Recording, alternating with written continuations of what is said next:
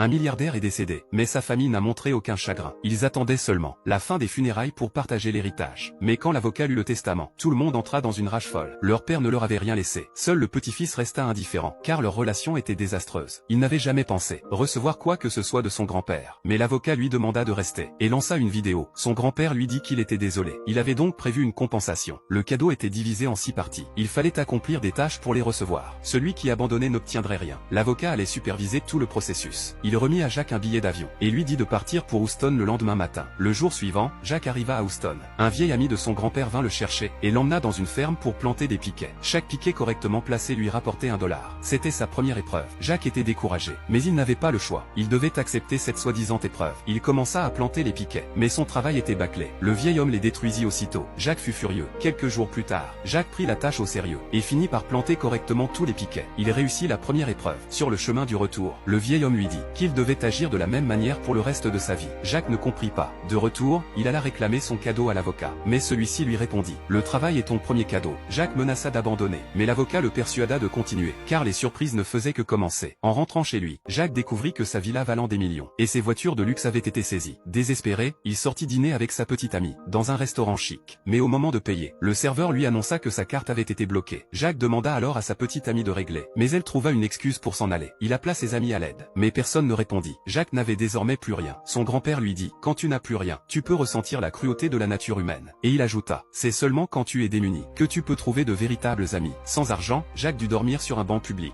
Le lendemain, il se réveilla dans le parc, et vit un SDF importuner une mère et sa fille, pendant leur pique-nique. Jack cria et fit fuir l'homme. La mère et la petite fille l'invitèrent à dîner pour le remercier. En écoutant l'histoire de Jack, la fillette décida de l'aider dans ses épreuves. Jack emmena Annie chez l'avocat. L'avocat demanda à Annie si elle avait conclu un accord avec Jack. Denise répondit: tu sais ce qu'il peut bien m'offrir? Puis l'avocat remit une enveloppe à Jack. Jack crut enfin recevoir son héritage. Mais à l'intérieur, il ne trouva que les $6300 qu'il avait gagnés à la ferme. Alors son grand-père lui dit: utilise cet argent pour aider ceux qui en ont réellement besoin. Jack repensa au SDF, qui lui avait demandé $100 auparavant. Mais cet homme s'était enfui en courant. En réalité, il avait volé un sac. En l'ouvrant, Jack découvrit la carte d'identité de la mère d'Annie, et la facture d'hôpital d'Annie. Jack se rendit à l'hôpital, et découvrit que la petite fille avait perdu ses cheveux. Il voulut discrètement déposer le sac sur la table, et repartir. Mais il tomba nez à nez avec la mère d'Annie, qui lui révéla que la fillette souffrait de leucémie. Alors Jack donna tout son argent pour financer le traitement de la petite fille. Puis il retourna recevoir la 4e épreuve de son grand-père.